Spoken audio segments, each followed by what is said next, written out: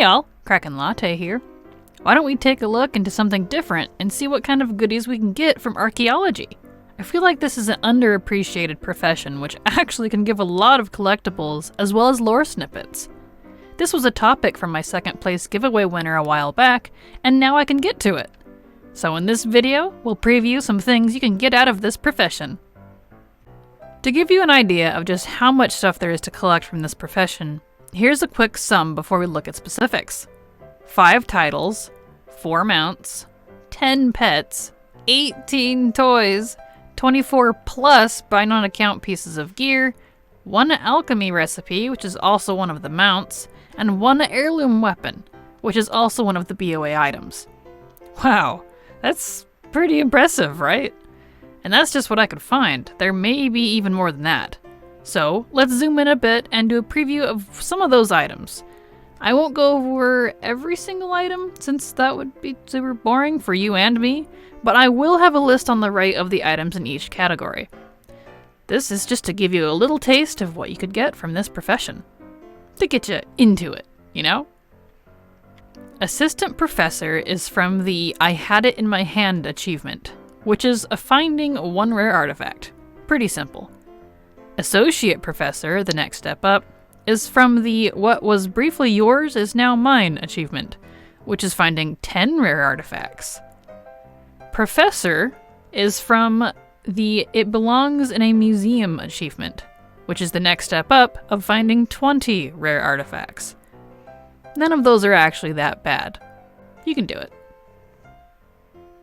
The title Seeker of Knowledge is a little different and comes from the Seat of Knowledge achievement, which is to restore and display every pristine Pandaren and Mogu artifact from Mists of Pandaria. This deals with the lore walkers and such found in the Veil of Eternal Blossoms.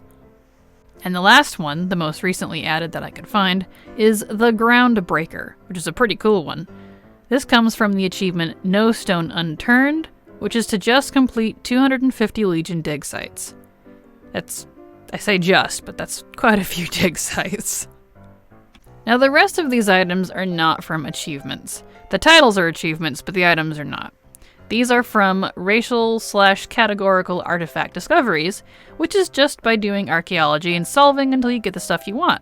Kind of like a roulette, if you will, I suppose. More fun than that, though, I promise. Here we go. Mounts and the 1 alchemy recipe. The fossilized raptor comes from Vanilla's fossil category and isn't as rare as the rest on the list, but it's still a cool mount nonetheless.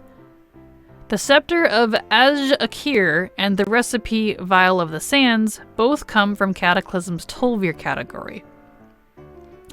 It's fun to note that the scepter of Az-Akir item gives you one of the Kwaraji mounts, the ultramarine one, showing here on screen. And it's the only Kwaraji mount unless you have the black battle tank one from Vanilla that you can ride outside of Anchorage. You can ride it anywhere. It's a ground mount. I don't have it. I really want it. I'm jealous. The recipe one, though, the Vial of the Sands, is rather special, since it is a rare drop from Canopic Jar Solves, which means it's a chance on a chance to get, and you can see where that's going. And on top of that, it's a bind on pickup recipe. So if you can't get it, well, if you get it, you can't give it to someone. You can't get it off the auction house. Which means if you want this, you'd best be doing that on your alchemist if you want to learn the recipe.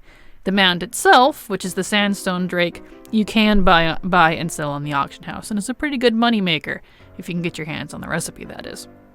Then we've got the Spear of Ekiro, which is technically from a quest line, not a rare solve. However, this specific quest is only available once every 6 months. That's right, 6 months. The quest itself is up for 2 weeks, but once it's gone, you won't see it for another 6 months. Ouch. That's what makes this one rare. The last one was up last month as of this video, so the next one will be sometime in February, I believe. So you know how to get this and what you're looking at. You go to the archaeology trainer in Legion's Dalaran and look at what quest she is offering. She'll have a quest for you each week. The one that you want that will get you the mount is called The Right Path. it starts that little quest chain. Oh, and this mount can fly, by the way, so it's cool. It's a ghost moose that can fly. Who doesn't want that, right?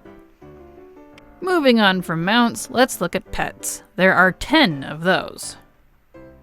The Clockwork Gnome is from Vanilla's Dwarf category.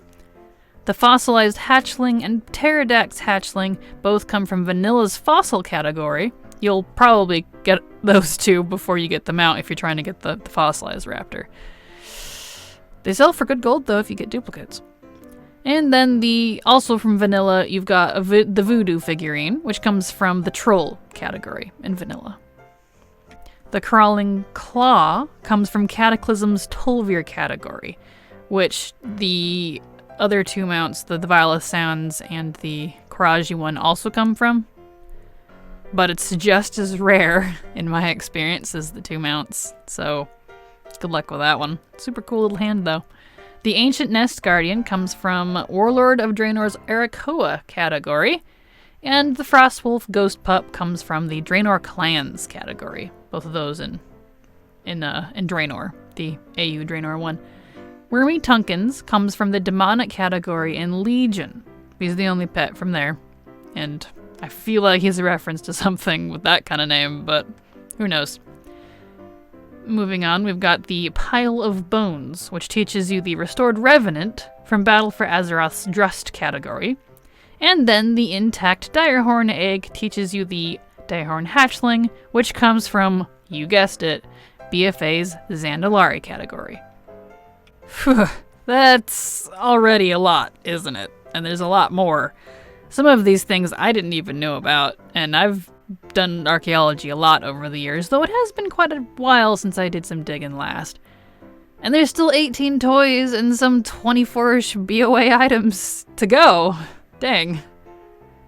Well, to help us all out, I found a sweet guide that I wish I found before making this video that lists out all of this stuff, as well as what solve each items come from.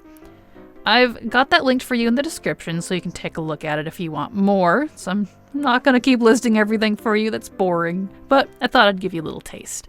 And shout out to David Alien who made that guide, and big thank you. I'll be using this myself since it looks like there's a lot of things I don't have. Oh boy. I hope you all have fun with this. This is just a nice little snippet. As always, thank you so much for watching. If you have some neat tips or feel like I missed something on this topic, share down below. If you want to see more of me in free-form, unscripted action, check me out on my gaming channel of Latte Tea. The link for that is in the description. Leave a like, comment, and subscribe if you like my content.